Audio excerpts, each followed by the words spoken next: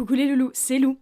J'avais encore une fois envie de faire un tag parce que je trouve que les tags sont vraiment une excellente idée pour pouvoir changer un petit peu des updates lecture, des coups de cœur, etc. pour pouvoir vous faire découvrir des livres. Et en plus, avec le tag d'aujourd'hui, je vais peut-être aussi pouvoir vous faire découvrir des chansons puisque je vais vous faire le playlist book tag qui est donc un tag dans lequel je mets en aléatoire ma musique et à chaque chanson, j'associe un livre et je vous le présente. Sur les autres tags que j'ai vus, les gens prenaient leur portable et la musique de leur portable. Personnellement, en ce moment, j'écoute quasiment que sur Spotify. Du coup, je vais prendre ma playlist du moment, ma playlist de printemps, et je vais la mettre en aléatoire. Si jamais elle vous plaît et qu'elle vous intéresse, je mettrai le lien dans la barre d'infos. Alors, c'est parti.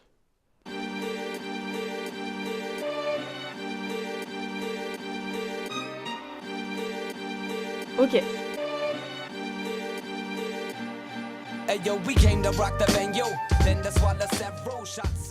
Bon, ça n'a rien à voir, mais je sais pas, pour moi, cette chanson, quand je regarde ma bibliothèque, je pense à ce livre, et c'est The Dead Heart de Douglas Kennedy.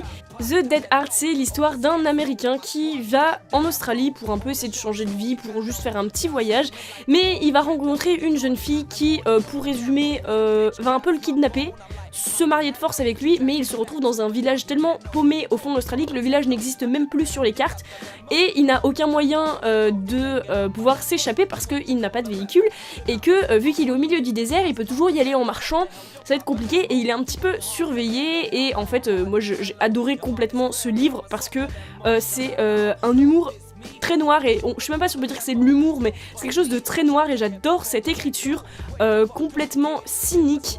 J'ai adoré, et en fait c'est drôle même si c'est pas drôle, c'est que c'est vraiment très intéressant comme façon d'écrire, et j'ai passé un très bon moment à lire ce livre, et il est en anglais, et ça devait être un des premiers livres que j'ai lu en anglais, et il m'a pas trop posé de soucis, mais c'était un très très bon livre, je l'ai adoré. Alors, chanson suivante.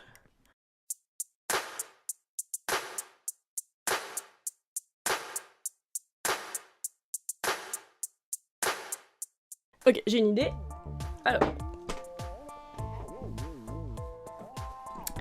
Alors, je choisis donc Le Monde de Charlie de Stephen Chbosky. Ça m'étonne que je le choisisse parce que je m'attendais à plutôt choisir une chanson qui est souvent citée dans ce livre, ou d'ailleurs soit celle-là ou d'autres chansons dont le livre parle parfois, qui sont plutôt des chansons des années 70, mais pourtant j'avoue que cette chanson me fait vraiment penser au Monde de Charlie. Le Monde de Charlie, je vous en ai fait un update lecture il y a pas longtemps, hein. Tous les livres dont j'aurais déjà parlé, je vous mettrai les liens des vidéos pour que vous en sachiez un petit peu plus. Mais donc Le Monde de Charlie, c'est l'histoire d'un jeune américain qui arrive au lycée, et c'est un peu compliqué parce que c'est le genre de garçon qui est un peu lonely, hein, il est souvent un petit peu tout seul, et donc il va commencer à se faire des amis, découvrir un peu l'amour pas forcément réciproque, et il va découvrir tout ça, sachant qu'il a un esprit assez différent, c'est-à-dire qu'il réfléchit pas comme tout le monde, il est vachement plus observateur, il réfléchit pas comme tout le monde, il voit pas la vie comme tout le monde, et donc il écrit des lettres à quelqu'un, on ne sait pas à qui, pour lui parler de sa vie, et c'est vraiment juste génial. Je trouve que le résumé qui est là, ou que n'importe qui peut faire, dont moi, lui rend pas forcément faveur, parce que vraiment c'est une perle, alors que personnellement, moi un adolescent qui raconte sa vie du lycée, à la base ça me fait chier, hein. Mais là, pour moi c'est un énorme coup de cœur, et c'est une perle. Chanson suivante.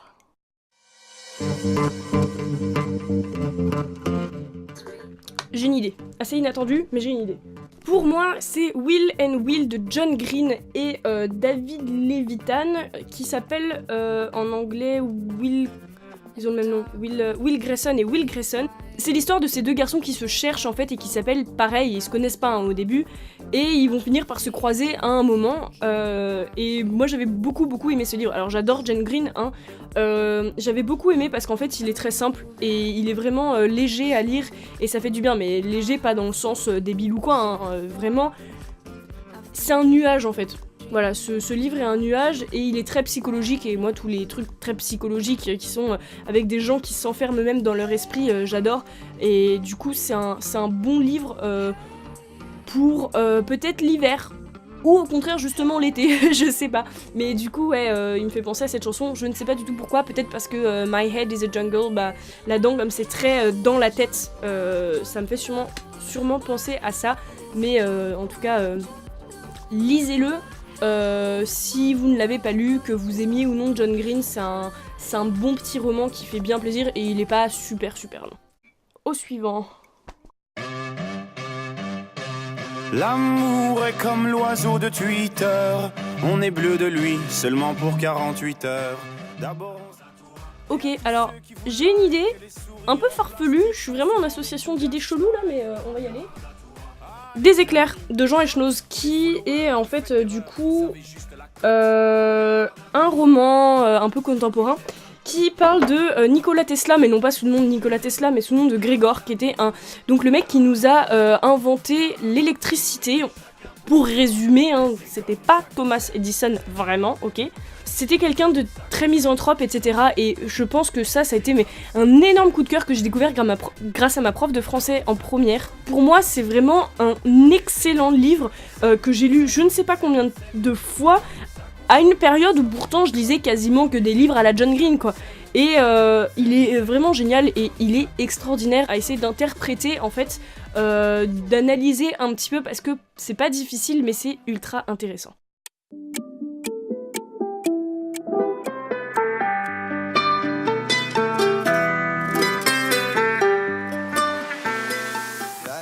D'accord, alors j'ai une idée. Encore une fois, je crois que les associations d'idées, je crois que n'importe qui d'ailleurs en fait qui fait ces tags, on sait pas très bien où on veut en venir, mais on trouve quand même des livres, et là c'est Choc de Chuck Palahniuk qui me vient à l'esprit. C'est l'histoire d'un mec qui est complètement perdu dans sa vie, mais alors, la catastrophe totale. Et il va pas en s'améliorant hein, dans le livre, hein, c'est de plus en plus la catastrophe, mais au final... Il y a des petites leçons de vie, mais pas des morales en fait, pour vous dire ah la vie vous devriez en profiter. Non, pas du tout, c'est un peu pour vous dire bah la vie c'est de la merde, hein, voilà.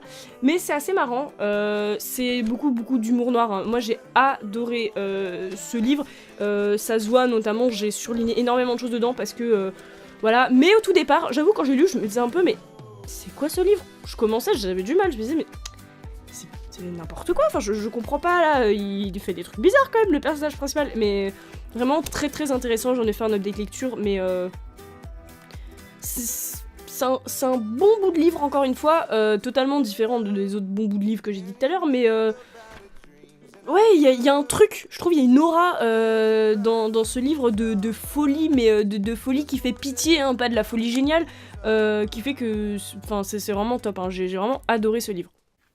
Encore Stromae.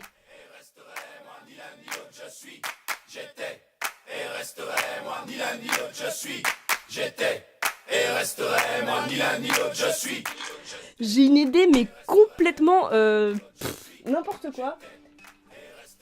La ferme des animaux de George Orwell.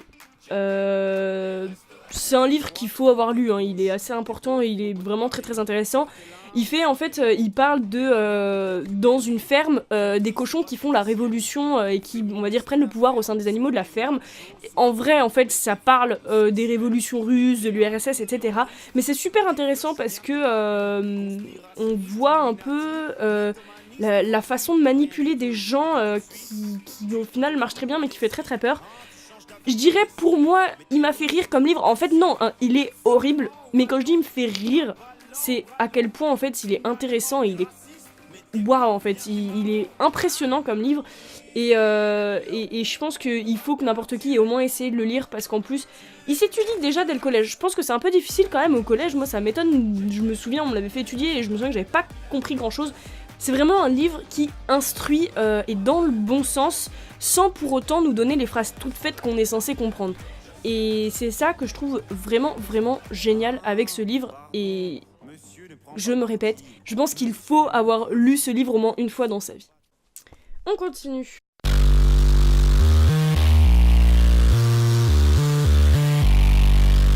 D'accord, donc les casseurs flotteurs.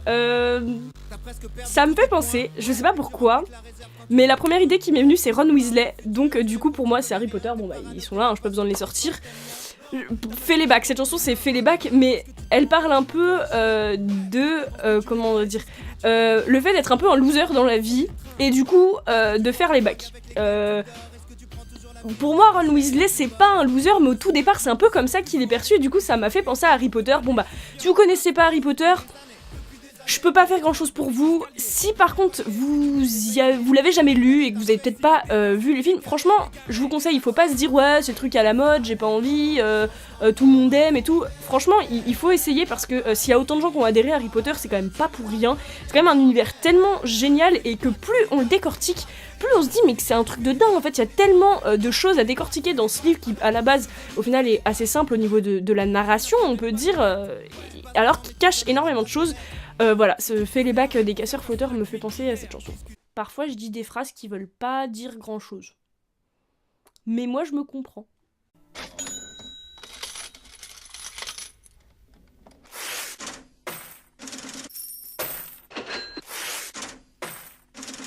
Je choisis cette fois-ci L'Alchimiste de Stephenie Meyer. Toujours pas pourquoi, hein, je crois qu'on va arrêter d'essayer d'expliquer pourquoi je choisis les livres. Qui est l'histoire en fait d'une jeune femme qui du coup est chimiste, qui travaillait probablement pour une institut, le gouvernement au tout départ, on sait pas très bien, et qui en fait est en fuite, elle est en cavale, on sait pas très bien pourquoi, et à un moment elle se retrouve avec un dilemme. Elle a peut-être possibilité de ne plus être en cavale, mais ça risque d'être un piège. Elle fait donc un choix donc tenter peut-être de se refaire capturer, on ne sait pas, ce qui implique du coup qu'elle finit par avoir une aventure qui dure toutes ces pages-là, avec la rencontre de quelques personnages. J'en avais parlé dans un update lecture, en gros c'est un livre qui... Il est pas mal, mais je trouve qu'il est très décevant parce qu'on s'attendait que, après Twilight, Stephenie Meyer, comme elle avait écrit Les âmes vagabondes, qui était vachement mieux au niveau de la relation entre les personnages, je m'attendais un peu à ce que dans L'Alchimiste, elle soit retournée dans la lignée des âmes vagabondes avec des trucs pas forcément trop clichés et un peu intéressants, et au final, moi je trouve que le problème qui me pose avec Stephenie Meyer, c'est la relation entre ces personnages qui en fait n'est pas du tout fondée, comme dans Twilight. Twilight, moi j'avais adoré, mais en y réfléchissant, on comprend pas très bien hein, pourquoi Edward il tombe amoureux de Bella, que Bella tombe amoureuse d'Edward, ok. Le contraire, moi j'avais pas très bien compris en y réfléchissant, c'est un peu vide en fait leur histoire à la base. Là c'est un peu pareil, le principe est super cool, mais il y a un problème quand même au niveau de la relation entre les personnages. Mais ça reste un livre qui est sympa à lire, mais heureusement qu'il se lit vite on va dire.